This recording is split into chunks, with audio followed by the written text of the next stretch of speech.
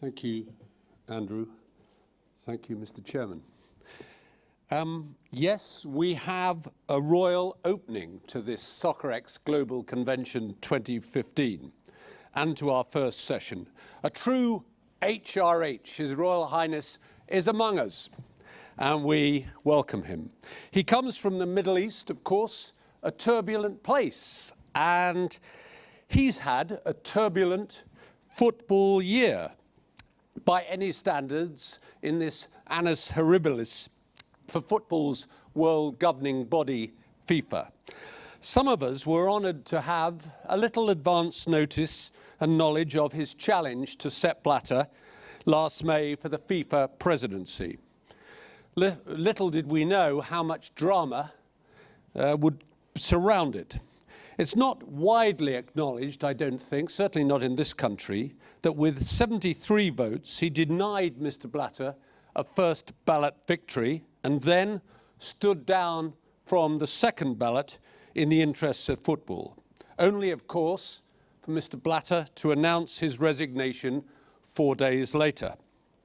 So the battle to lead the game out of its current crisis, certainly of perception and surely more, is on again. Candidates we know about, of course, include the president of UEFA, Michel Platini, and Dr. Chung from South Korea, and some others. But what of the man who had the courage to put his head above the parapet in that first ballot earlier this year, when so many others stood back? What now for His Royal Highness Prince Ali bin Al-Hussein of Jordan? Well, let's ask him. Prince Ali.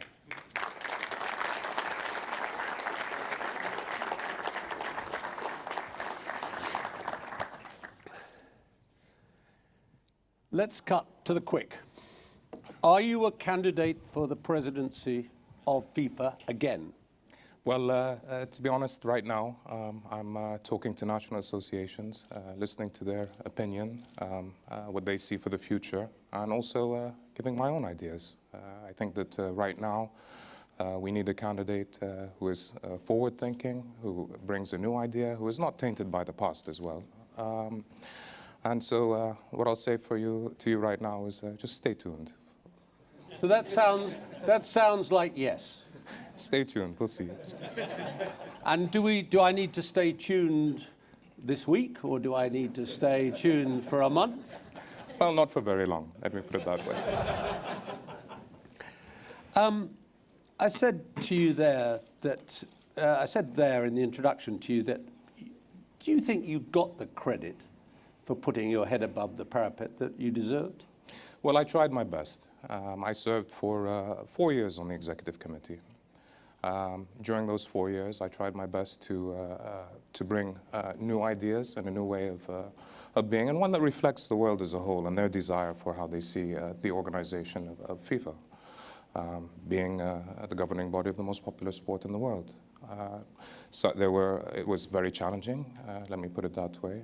And having been the youngest person on the executive committee at that time, it was difficult. The youngest? Yes, yes, of course. But I also made the decision, having seen what happened, that I could not remain on the executive committee under the circumstances we were in. And that's why I decided that, look, somebody's got to take the challenge, because at the end of the day, what's needed is change of leadership to bring about a new FIFA, and a FIFA that is respected worldwide.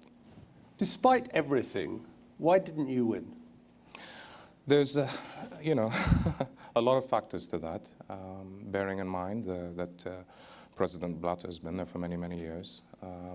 The election process itself is very difficult. I would say that other challengers, such as Luis Figo, put it in the best way, and others. I think that also the way that the election process took place was very difficult in terms of a lot of pressure being put on confederations, for example, not to have a public debate, not to have a proper debate. There was a little bit of intimidation. We as candidates were not able to present our platforms. Where was this intimidation? I think it is general. And what form does it take? Well, I think it's a way of saying that, for example, if you have a Congress and a confederation, that candidates cannot take the stage, much less have a debate. And I think that that is completely opposite to what we want in democracy and football. You cannot have the most popular sport in the world be muted in this way. And I hope, and I want to make sure that the next election process is done properly, correctly, and therefore that the whole world has the ability to really look and see who they think is best for that position. What has Mr. Blatter done wrong?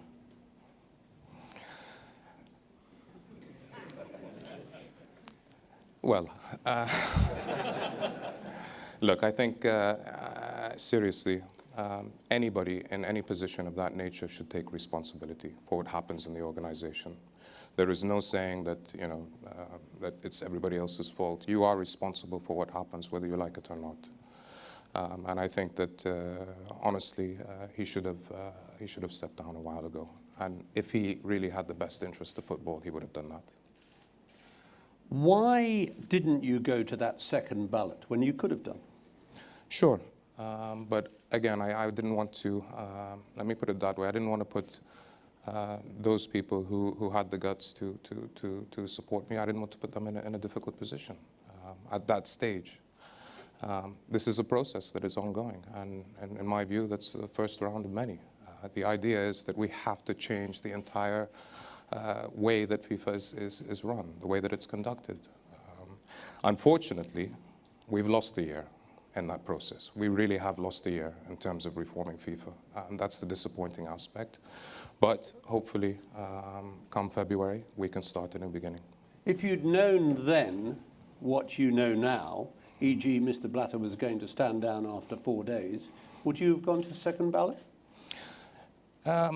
That's an interesting question, but it's a hypothetical one, Well, try it. Well, I think at the end of the day, it should have been a different process. There were many factors that played into the decision, but we have to look to the future now, and we have very little time. The whole world is watching. Everybody cares. As much as people love the sport of football, the reputation of FIFA is the complete opposite, and that's a real shame, a real shame. But just going back to that extraordinary week in Zurich for one moment again, what impact did the arrests have on the campaign and the outcome of the campaign and the vote, do you think? Well, I think it's emblematic of the problem when it has gotten to that stage where it's become a legal action in countries. That's very sad for football. Did it change the outcome? I'm not sure. I can't speculate. Maybe it changed some people's mind in one direction and others in another, where maybe some people felt that they were under a lot of pressure. But I think that's irrelevant now. I think what is relevant is to look to the future and bring back the reputation of FIFA, which is a challenge in itself. But again, we have to do it. There's no time to waste in that. You talked about intimidation. What other lessons did you as an individual learn from that campaign? Well, what I learned is actually a very positive thing.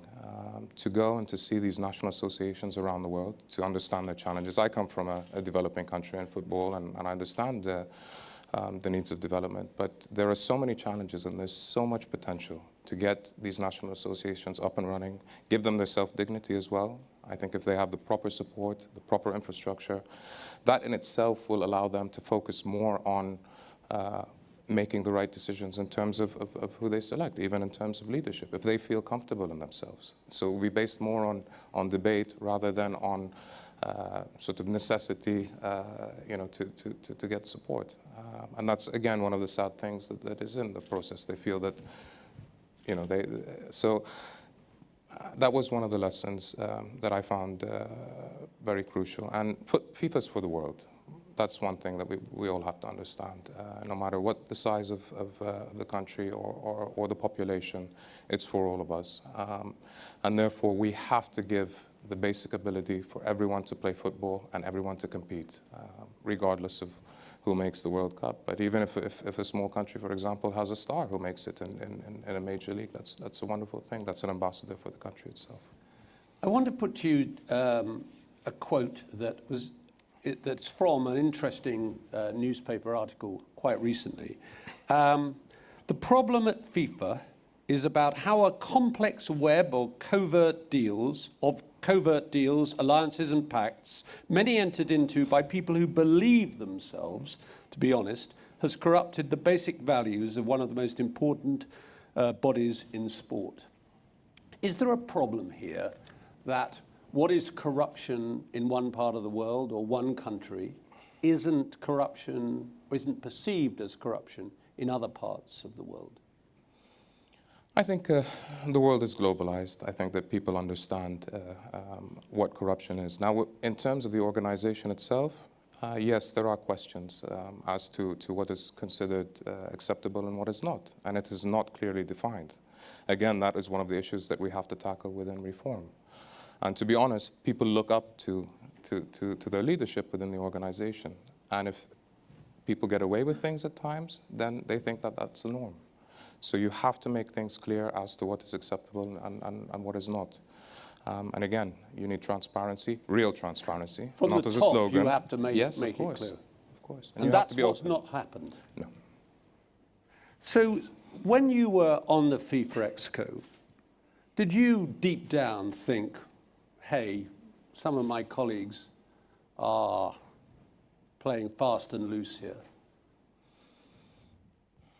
Well, you know, I came in at a certain time, which was interesting because there were also newer colleagues who came in roughly around the same time that I did, and we got along quite well because we thought in the same way. Having said that, I do believe that anything that happened within FIFA was known within the leadership of FIFA. There is no way that is not the case, even though sometimes it's said that, you know, people did things and they're individuals. They're not. I mean, there is an issue with that. And the important thing now... So what you're saying is people knew? Undoubtedly. I mean, you cannot not know if things are going in a different way. And again, that comes back to responsibility. And it's only when something comes up, as what happened with the investigations from the United States and from Switzerland, that, you know, FIFA said, oh, you know, we had nothing to do with it. It's just about individuals. It's not. But is Mr. Blatter not correct when he says, you in the world, give me the executive committee you want to give me, and I have to make do with that? In FIFA, if a national association, if a player or if somebody breaks the rules, they're punished regardless of where they come from. Okay? So why is the executive committee different?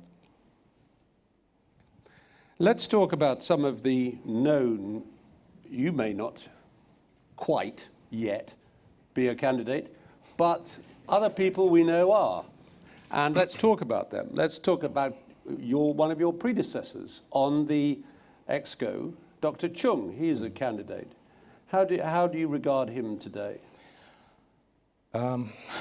Well, Dr. Chung, you know, as a national association, when he was our vice president, I really didn't have much interaction with him because that was the nature of how he was at that time. The only real time I knew him was when I ran for the position of vice president against him and won. But I have worked very well with his nephew, who's the president of the Korean FA. He's a young guy. He's got a lot of energy and a lot of good ideas. And I have a great relationship with him, and I think he's going to do a lot of good for Asian football in the future. Would Dr. Chung, as president of FIFA, be the new broom that you want? Well, you know, I think just looking at candidates, I think the important thing is to have a new beginning and to have new ideas. I think that's the desire, and therefore any candidate who has been in the organization for a long time, and you know, I don't think is what is needed at this moment in time. So you don't think Dr. Chung is what is needed. You also don't think Mr. Platini, who was one of your supporters. Look, I have tremendous respect for Mr. Platini, both as a UEFA president and as a former football player. I mean, but at the same time, there is a difference between UEFA and between FIFA. FIFA is in a crisis right now, and we need a new beginning. And whether anybody likes it or not, to be honest, Michel Platini's introduction into football governance was as a protege of Sepp Blatter. That's a reality. So therefore, we need a new. Do you think deep down there's still that Mr. Blatter is quite happy with Mr. Platini as his successor? I can't. I don't want to read anybody's mind, and I don't want to comment on that. What I want to focus on is the right candidate for the future, one who really believes in reform and in full transparency, but who means it not as a slogan, because that's very fashionable right now. Does Michel Platini really believe in reform? I've sat down with him honestly and talked with him. And therefore, I've listened to him, I've listened to his ideas, and I think it's a responsibility, having done what I've done, to at least guarantee that the future is different from the past. And therefore, I was not very encouraged.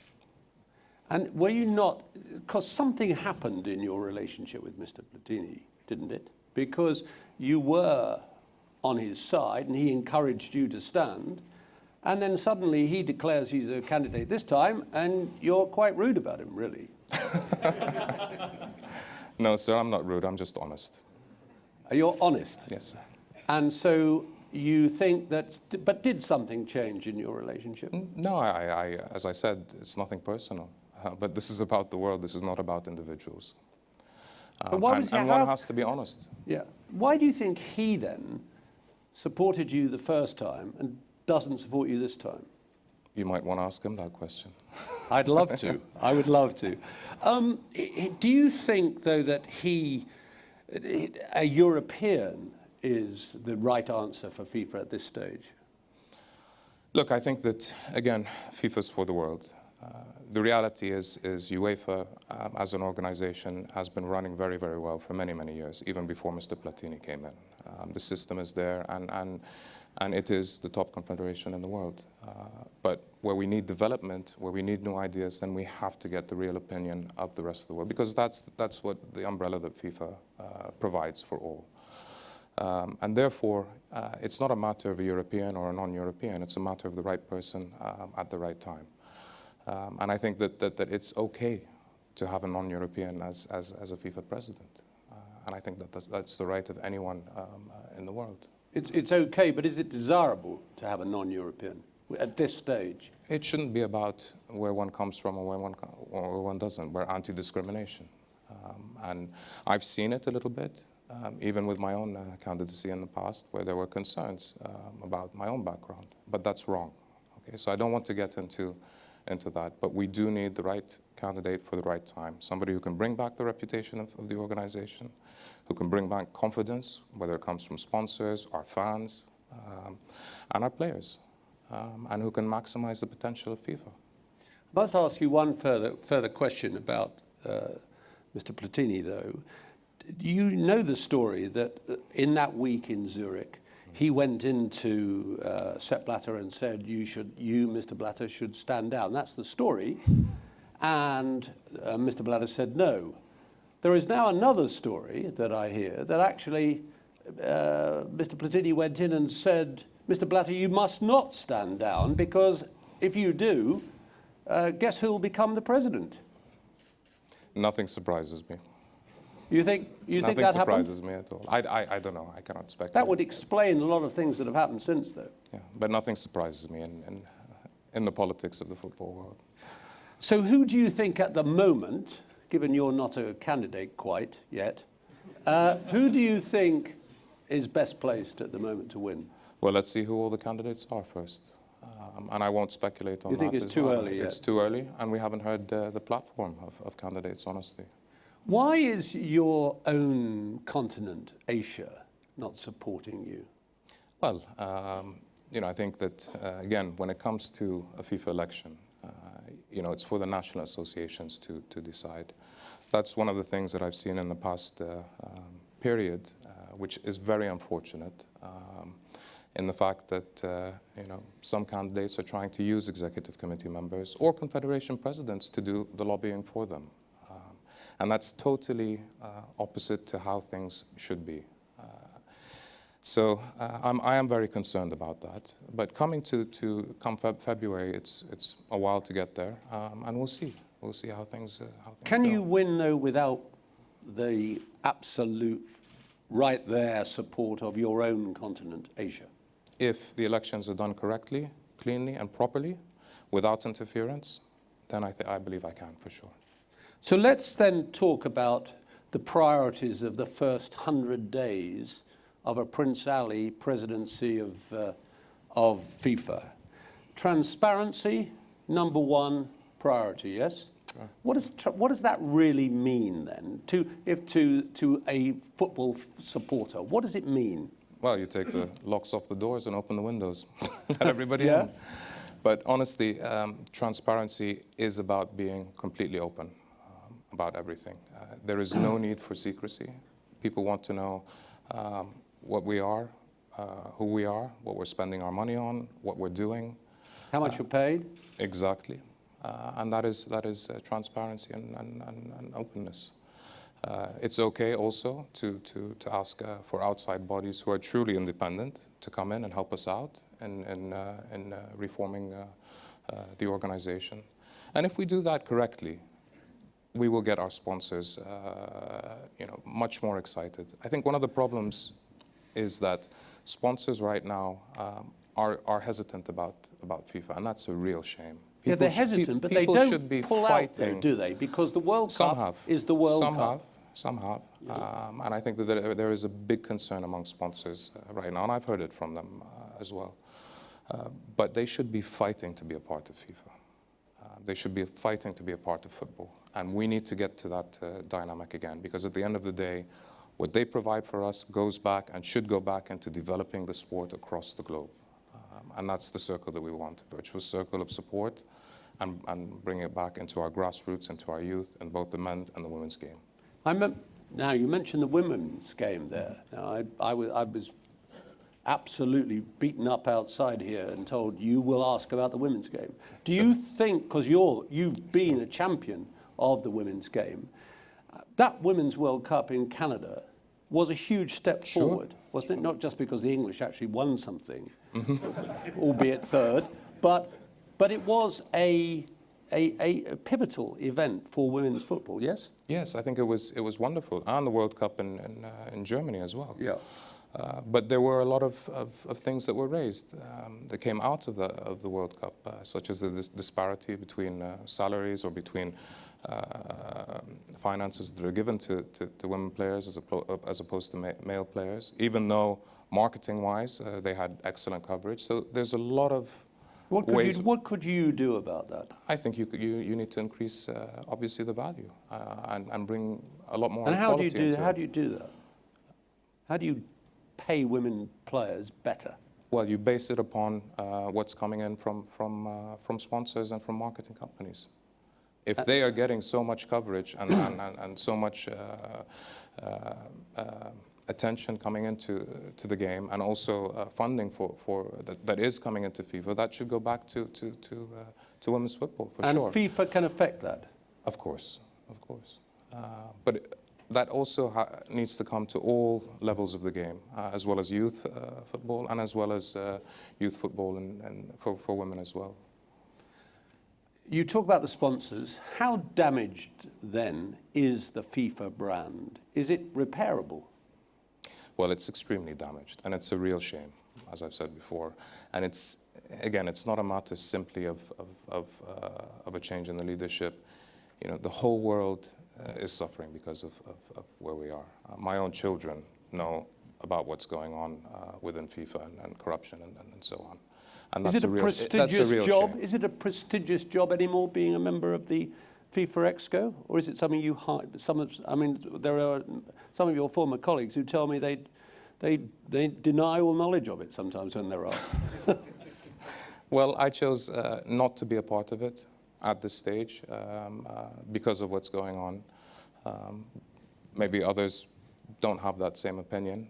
But I think that, you know, we have to take a stand unless things are changed. But going back to that, yes, it is repairable. I think that the whole world wants to see a better FIFA, but we have to provide it. And we have little time to do so. Do you expect more arrests? Look, these are issues that are legal, that have to do with 2 separate investigations. And like anyone, I'm watching and listening. Meanwhile, the World Cup draw for the first stages in Russia has gone ahead. Sure. And then, of course, there's the World Cup in Qatar in 2022. Do you expect those 2 World Cups to go ahead in Russia and in Qatar? Yes, I hope so. I think it'd be lovely to have a World Cup, obviously, in Russia and also in Qatar. At the end of the day, you know, we do need the celebration in our part of the world.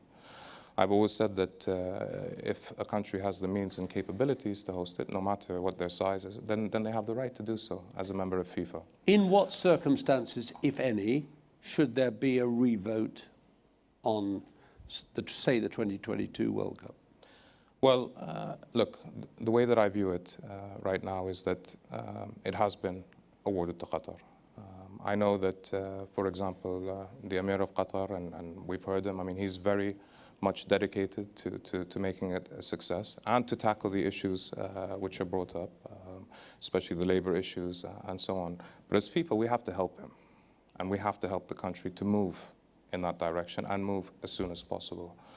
The real issue is to prevent in the future anything that has happened before. In other words, decisions to have a double bid. I think for Qatar, for example, if they had had another 4 years to prepare their bid, it would have been better for them. I mean, instead of having to have changed the World Cup from summer to winter after the decision was made, they could have prepared the bid for that period of time beforehand, as well as tackle the other issues. But also with FIFA, any awarding for a World Cup in the future has to have the basic norms of human rights, because it is a world event. And we have to make sure that that happens in the future, in the run-up to a bid for the World Cup. So when the decision is taken on the World Cup of 2026, how different will that bidding process be, do you think? I mean, at the moment, thanks to Mr. Blatter's regime, there is going to be 209 votes as opposed to 24. Now, some of us might be a little skeptical about the dangers of corruption being greater with 209 votes than with 24, but that's another matter. What do you think will be the differences in the next bidding process? Well, I think we have to reevaluate the bidding process itself. For example, the IOC did that when they had some complications. So we have to have a real review about how it's conducted and how it's done. At the end of the day, before a bidding process takes place, you know, there are teams that go out and evaluate the countries. But sometimes their report is not what is listened to or adhered to. And I think that process needs to be implemented So you mean the technical report Sure. matters Sure. as opposed to what's Sure. happened in the past? Sure. You know, I think that, you know, we have to get the politics out of it a little bit more and really follow what's best for football. But you would leave the vote amongst the 209 members as opposed to bringing it back to the EXCO or at some other body? That's a very interesting point that needs to be debated within the footballing world, and we need to bring in experts from all over the footballing world to decide it. I mean, it's not really something that can be decided simply by the executive committee or by the Congress. There has to be recommendations. We have to bring in outside bodies as well as representatives, whether it's from team managers, from referees, from players themselves, to give advice on how best to do the process. We're in England at the moment. How do you regard the English FA that nominated you the last time for the contest against Mr. Blatter and has now said it'll support the president of UEFA? Well, I think you know, I have tremendous respect for the English FA, and I hope and I urge, obviously, the the FA to do as they always have done in the past, and to stick with the right candidate who has the right reform program, regardless of where they come from. And I sincerely hope that they do that, and I trust that they will. How are you regarded now back at home in Jordan? When you actually manage to get home, how do you, how are you regarded in your own country? Well, I hope pretty well. I mean, but no, I think you know, people, not just in my country, but also in our region, are very proud of the stand that we took, and I think that especially our youth, because it's the right thing to do, and people really do appreciate that. There is a lot of encouragement right now to take up the challenge again, obviously. Although, you know, maybe some of our national team players and our FA and our farms in Jordan are maybe not too happy to say, leave that alone and come back and work with us. But no, generally, I'm very buoyed and very happy with all the support. How do your family regard you doing all this? Well, I think my wife and my children maybe are a bit, you know, it was a little bit difficult for them, especially with all the traveling and so on. But I've been fully supported by all my family, and that's a wonderful thing. And they understand what I'm doing. They also understand the needs of football, and I think that it's a great thing. So I'm very happy with that. What would you say to those people who have a vote in all this, who say, well, the problem with all this is His Royal Highness Prince Ali is too decent, too nice for this piranha pool? Well, you know, I've got a pretty strong backbone, and I think that they understand that. And I've always been like that, even when, you know, as president of our own FA. So there's nothing wrong with being polite and being decent, but if it takes it, I'll fight. And I'll fight for our national associations, and I'll fight for football around the world.